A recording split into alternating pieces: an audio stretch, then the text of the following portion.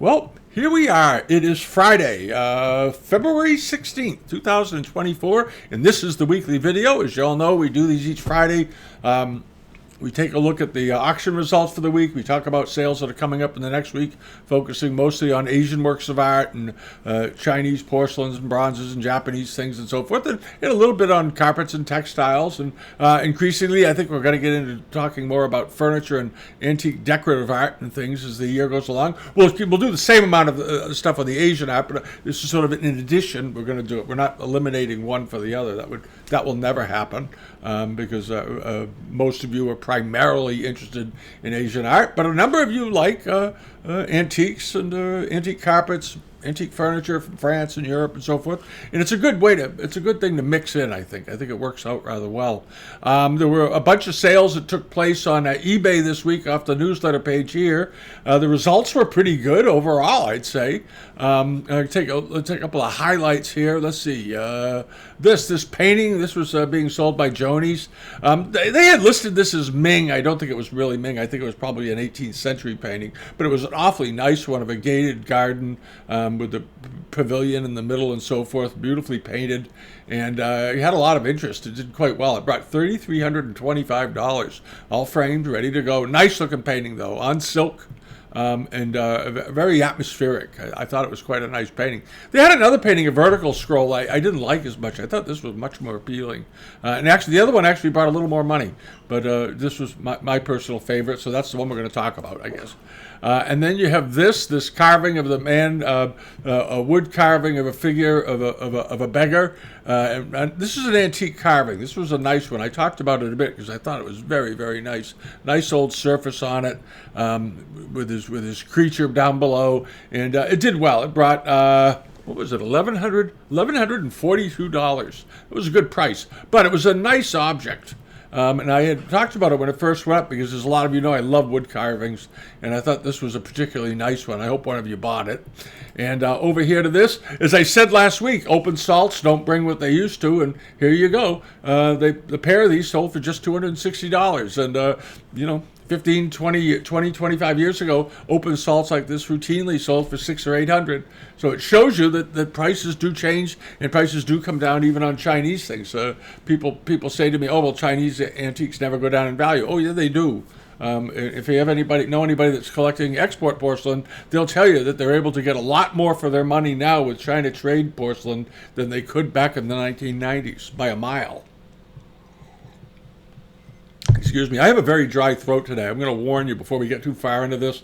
I had some medical stuff going on this week, and I'm on a medication while I'm waiting to get something done, and it's made my mouth ridiculously dry. So if I'm sipping water through the video, please forgive me. But it's pretty awful. Anyway. And then over to this. This was a bargain, I thought. This was a very interestingly done insect pith painting of insects. And I just liked the way it was laid out. It had a nice flow to it, the way the grasses go off and insects and caterpillars all over it. And somebody picked this up for $54, framed and ready to go. I thought this was a nice piece of pith. Late 19th century, but beautifully done. Good quality work. As I said, it was all framed. There's the back of it. It's been framed up for a long time. By the way, if one of you bought this, you might want to put a sheet of paper over this and attach it here to really seal it up from the back because it looks like there's some gaps up there. And you want to seal paintings in their frames so that the air and atmosphere doesn't get to them, and it helps preserve them. Always remember that. But at any rate, it sold for £54, rather. I think that was an absolute great buy and a nice-looking painting and an interesting painting visually. All right, and then there was this. This was a good buy, a nice 18th century platter, about 6 to 15 inches in length, with a spotted deer in the middle. And the quality of the painting on it was quite excellent. If you look at the pine trees there, you'll notice lots of detail in the blossoms, the peonies, and so forth. The way the grasses are done, nice brown, little brown dressing on the rim of the plate there. It looked like it was in overall very good condition. And somebody picked it up for just $208 plus shipping. And the shipping was reasonable. From this was sold over in the Great Britain area, and it would have been £36 to here, which I think is very fair price. All right, and then this. Now, this is a fantastic thing. This was a Japanese Meiji lacquer period portable shrine. And if you didn't, it's not just this case with this beautiful lacquer work on it. If you stop to look at it, if you like Japanese things, and you took a second to look inside of it, this is what it opened up to: a series of immortals and temple guardians and temple figures and so forth, all hand carved, beautifully carved. This was a wonderfully done shrine. There's a full picture of it right there. Absolutely spectacular quality, and it all folds up neatly, so that it can be taken with you. But this was a real luxury item from the Meiji period. Absolutely beautiful.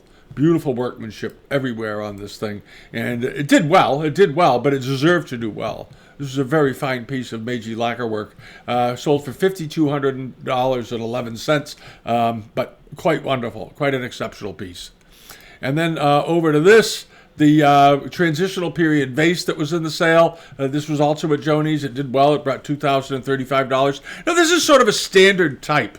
There are certain transitional pieces. If you collect transitional wares, you know that there are some that are quite different and quite unusual, and then there are others that are more of what you would call almost a stock pattern. Well, this is sort of a stock pattern example, but a good solid one. With nice details, nice decoration, nice use of cobalt blue, very nice deep blue color, little bit of bit of greens and reds in there. But overall, this looks like a nice vase. And in the end, it sold for $2,035. And then moving along over to this, we did the painting already. Whoops, skip that. The Blanc de Chine figure, late 19th, early 20th century Blanc de Chine figure, but it was a big one and quite elaborate. The Dewa clay, as many of you know, it had a very nice sort of plasticity to it, so that when you were modeling with it, it was much easier to work with, to create sculptures out of than the kaolin that they had up in Jingdezhen. The Dewa clay stayed where you put it, so you could mold it. It would dry in the kiln, cook. And the pieces would stay where they were. They wouldn't sag and drop. So you could do these very, very elaborate bits of decoration on them in relief, like the hair coming down here, the beads, all that. It doesn't distort or shrink or change in the kiln as much as other clay does. So this type of porcelain was particularly conducive to very fine modeling, and it had a very creamy sort of appearance to it. This was quite lovely. And this was a very elaborate piece. This was an extremely complicated piece of Dewa. And the more you look at it, the more you realize it. And I don't think the price was at all unusual or unusually high by any stretch. It only went for $1,263, which I think was very reasonable. I actually had a couple of inquiries on these on the Idea Assistant from a few folks. All right. Oh, those of you that if you have an inquiry in with me, you'll notice I was a little bit behind this week.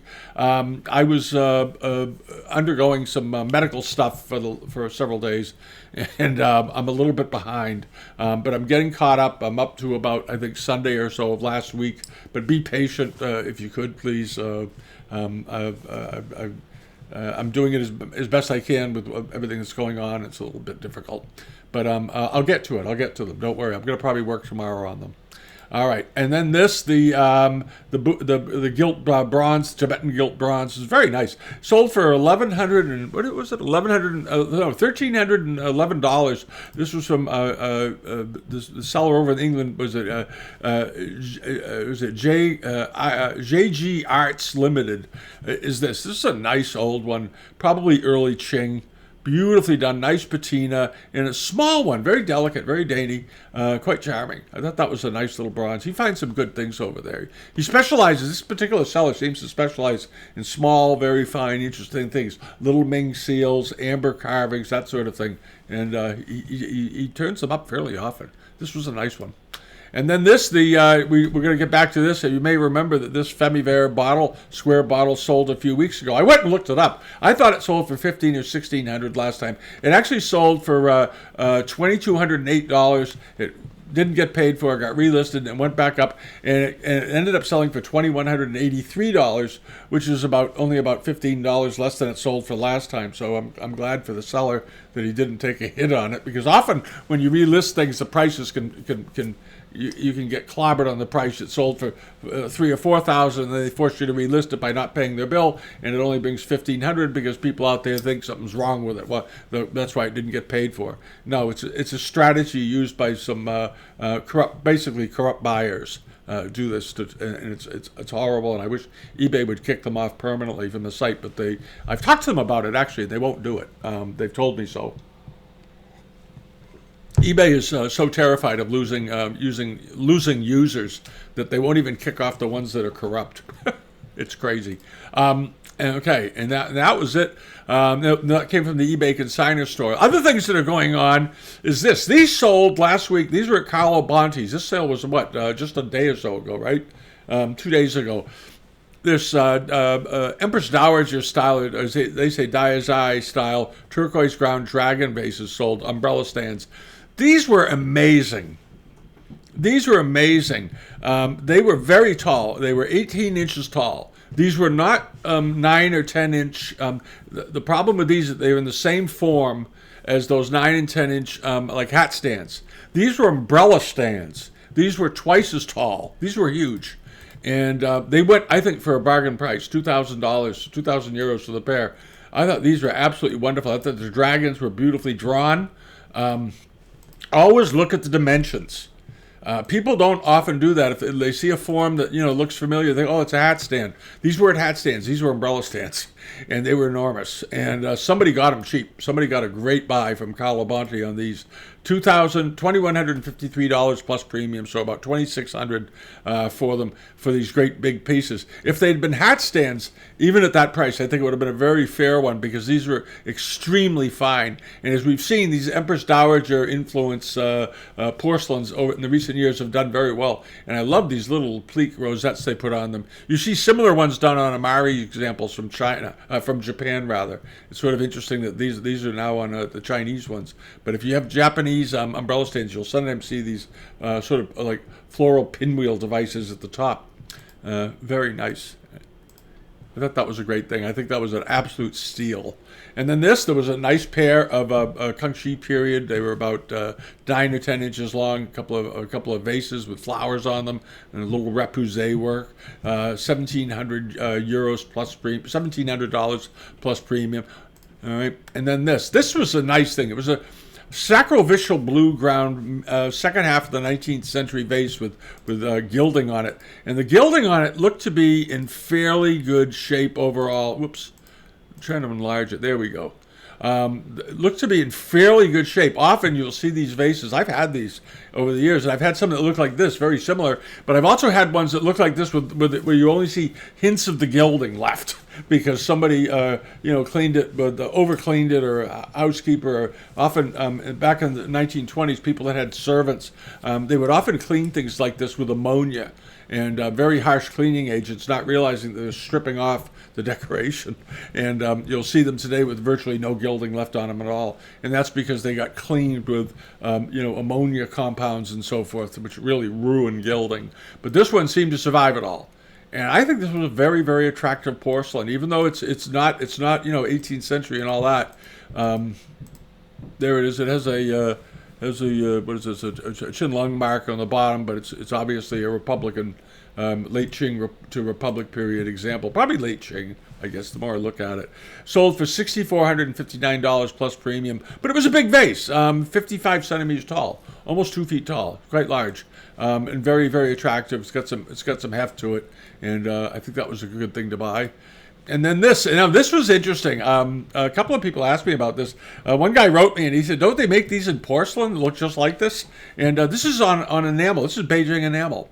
And it's a form that you most often see only in porcelain because it's a very big piece. And this one is done on enamel on copper, enamelware. And it is, how big was this? 79 centimeters tall. So this thing was huge. This thing was 2 3/4 feet tall. It's about 28 inches tall, roughly. Very, very big piece of enamel. wonderful. And now it had some damage to it, unfortunately. One side of it here had a chip out of it here and here. And this isn't because it has been abused and hit. What happens is if these things just bend a little bit, or something causes the copper just to flex slightly, it causes it to kick off the enamels. They're very susceptible to that. And here you have the top. What looks like happened was the top got bent, and some of the enameling got knocked off, and then perhaps somebody tried to fix it, which caused more enameling to pop off, so they decided just to abandon the idea altogether. It's got a plug hole in the bottom. It may have been lamped at one point. Is that possible? Perhaps. But at any rate, it's got a couple of losses on it, but it was a very, very unusual type. And in the end, it sold for $1,938 plus the premium, so about $2,500. But highly unusual piece. And it would be fun if you bought this and then go out and find the porcelain cousin to it and display them side by side. They dated this the Daoguan period, could well be, but certainly mid-19th century. Nice piece. And then over to this, the Kangxi dish. I had some inquiries about this.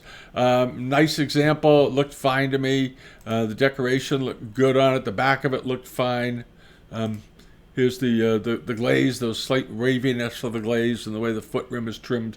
All looks perfectly fine. The colors on the front look right. The Kangxi overglazed blue that you see, that very lovely blue color that they had when they did overglaze work and during the early 18th century on their pieces. Nice piece, nice plate. And it sold for $4,736 plus the premium. And then this nice pair of Celadon Famille Rose vases. These are also at Carlo Bonte. Rather unusual. Let's see if we get this to open. Live auctioneers, have any of you been having the same trouble?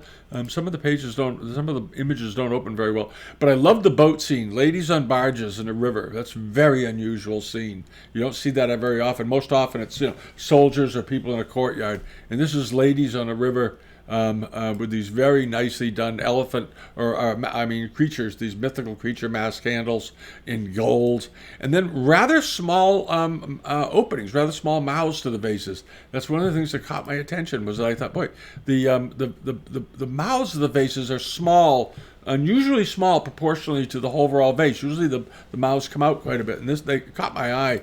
But I thought they were very, very nice. I thought these were really, really nice. And there's some people, this is, what is it, a man standing on the shore waiting for the boats. And then you have a floating immortal over here with his whisk looking down on it. The tops of them were decorated on the interiors. Now, this may have been some restoration in here. It looks a little yellow, perhaps. All right, and there's the bottoms of them. And in the end, they did fine. They ended up selling for $1,830. They were 42 centimeters tall, which is about 18 inches or so. But very, very nice. Very nice quality, or 15 inches in height. Beautiful quality. All right, and then moseying along over to this. Oh, the marble head. This Qing marble head that was on the sale. This was that sale down in Texas, right? And they'd estimated it $500 to $700. I thought it was very nice. Thought it was probably an 18th century head. Somebody commented they thought it was brand new. I don't think it is. I don't think this was brand new at all. It's got a surface. It doesn't have the fake surfaces that you see on stonewares. The ear had been damaged and polished down, it looked like, but the rest of it looked pretty good.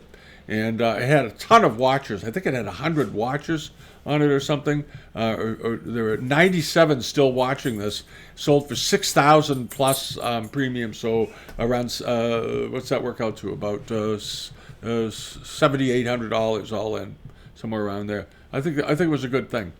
And then this is in the Marsan sale. Now, I'm going to talk about this because I've had a bunch of people ask me about this. Is this, Ming for the Islamic market and this sort of thing? And Marsan is right on this. It's Ming style. This is not Ming. This tile or tiles like it have turned up in auctions before in Europe, especially in the Netherlands. A number of them have turned up. Many of you will remember it. And we've talked about them in the past. I'm going to say it again. These are copies. These are reproductions that were made that were very effective. And somebody started sprinkling these into auctions in Europe about 7 years ago. And I've seen them on numerous occasions turn up here and there, and they've gotten by, I think, some pretty knowledgeable people. These are copies, and they're very well done. It just shows you how they can get them by. And the blue looks very convincing and all that. but they're not authentic. They're not real. And Marsan is right. He's estimating them at, he doesn't think much of them. He's estimating them at 60 to 80 euros. And there are no bids on it because he knows what it is. He's quite knowledgeable, and I think he's just selling it as a decoration for $60, $80. Yeah, it's worth it, but it's not antique. It's just it's something to look at. Maybe use it as an insert with if you got Delft tiles and you're doing some work on your house, maybe buy this as the centerpiece for it or something. Use it as wall decoration. All right, now also in the Marsan sale, if you like pith paintings, he's got a bunch of them, as many of you know. I think a number of you looked at them, and these are quite nicely done, very nicely done actually. Lots of birds. I like these a lot, and there's the estimates are very reasonable on them. 150 to 250 euros. This is a set of triptychs. All right, and then there's this one, some birds, nicely done. Estimated at just 150 to 250. Here's another group of them and so forth. So check it out. Check them out if you like pith paintings. They've got some pretty good ones, and I think they're worth looking into. And if you buy a bunch of them, you could probably get a deal on getting them all shipped. He does do his own shipping. He does do in-house shipping, which is great. So take advantage of it. I'll always check down here to see if they do in-house shipping. It makes life a lot easier. You can contact them and say, how much will it be to get it here, and they'll tell you. Now, Alex Cooper down in Townsend, Maryland. These will be getting added to the global member pages tomorrow. Has a sale coming up, and it's mostly like really sort of interesting, cool mid-century modern furniture. There's a lot of it in there. Some of it's pretty good looking. But at the end of the sale, there's a whole bunch of Chinese porcelain. Mostly, a lot of it's armorial ware, like this Swedish armorial from the Tranefelt family, crest on it, nice big platter. What is this? About 17 inches in width. That's a pretty big one, with a modest estimate, $400 to $600. Nice quality thing. I like the swag going around the corner. It's got molded rim on it and all that good stuff, and a rather nice looking heron in the center.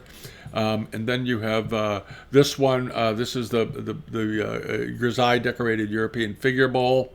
All right, and what else we got here? This is nice. Now this is interesting. Another one of these big 19th century vases.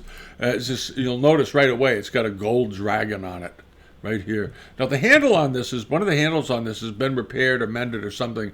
I can't really see what it was done, but they say it was. Maybe it's that little mark right there. Maybe it's right there.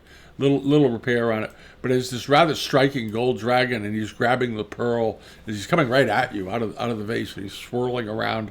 Nice Famille Rose enamels, big waves at the bottom, and this was a fairly large vase. This is not a small vase.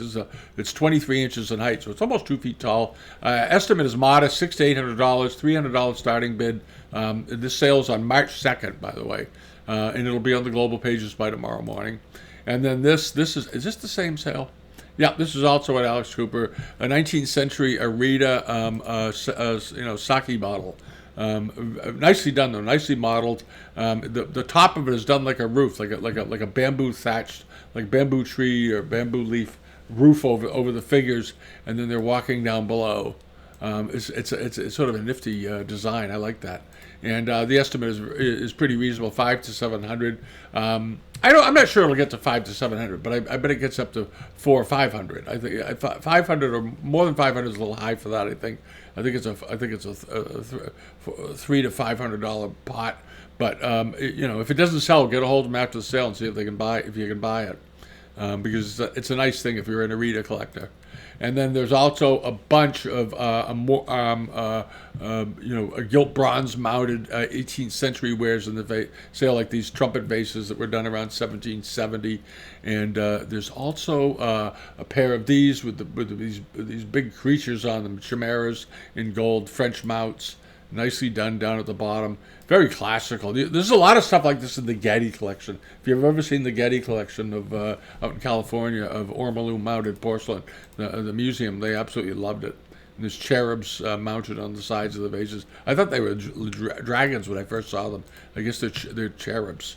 Go back. There it is. Yeah, it's a cherub holding up a shell. Quite nice. The estimate is very reasonable, $800 to $1,000, $400 opening bid. They should get beyond that. They should get up to $1,500 to $2,000 at least. And there's a nice memorial platter for the English market. This is the Savage family coat of arms on it, and it looks like it's in pretty good shape. It's a good time to buy memorial wares, by the way, because the prices seem to be still held back a bit for the time being. So if you're a memorial collector, fill up your cupboards now with the stuff, because in a few years the prices will go back up on them. $400 to $600, $200 opening bid, very reasonable estimate. It should bring 600 to 900, I would think. But it's a nice thing. And then this Chinlong era blue and white Charger with the Garland family crest on it. Now it seems to me we've seen the same exact pattern before. If this isn't the same plate, it's hard to tell, or certainly from the same set. And as I remember, some of you may recall, it did very well. I think it brought $2,000 or $3,000. This is quite a nice one. The underglazed blue decoration on it is very, very nice. And it's estimated at $2,000 to $2,500, $1,000 opening bid. It's a good plate though, and it's 13.5 inches in diameter. It's a big one. All right, and this is Hoach Limited. I'm not that familiar with this company. I don't know too much about them. They're down south somewhere. I forget where they are. They're in Westchester, Pennsylvania. That's south from here, I guess. They have a small selection of rather nice 18th century teapots, bowls, and Amari plates, Kangxi Amari plates, and so forth. Not a huge amount of stuff, but there's a few things in there. And so if you're using Live Auctioneers, go and check it out. Hoach, Hoch Limited. These look like pretty good porcelains. Maybe get some condition reports. I like the first two teapots in particular. The opening bids and estimates are extremely reasonable, $100 to $200. And then you have a series of plates down below, some stands, and some other things under Chinese in there. That sale is coming up it's in 8 days, so around the end of February. 8 days and 22 hours. Okay, and then over to this. This is back at Moss End. I tossed this in at the end. It's a nice little porcelain bridge handle Kangxi period teapot in underglazed blue with a very modest estimate. I would check and see if it's been extensively restored or something. It says it's got a firing crack in it, but maybe get some more information on it. But it doesn't have a lot of restoration. This is a nice little pot. It's a good one. I like the soft blue color in it. Very nicely done. It looks like it's in pretty good shape overall. Visually, it looks nice. So maybe it has some repairs to the corners or something, but nothing, I don't think, too extravagant. And the estimate is $200 to $300, or nothing too excessive, rather. So $200 to $300 estimate, which is, as you know, for one of these pots is very low. These normally bring $1,400 to $1,800. So he may just be putting that on there to signal to the buyers, we're here to sell it. No reserves, no fooling around. And then this sale is also at Lewis and Mays down in, this is in Houston, Texas. They have this great big gilt and enamel and underglazed blue decorated cider jug.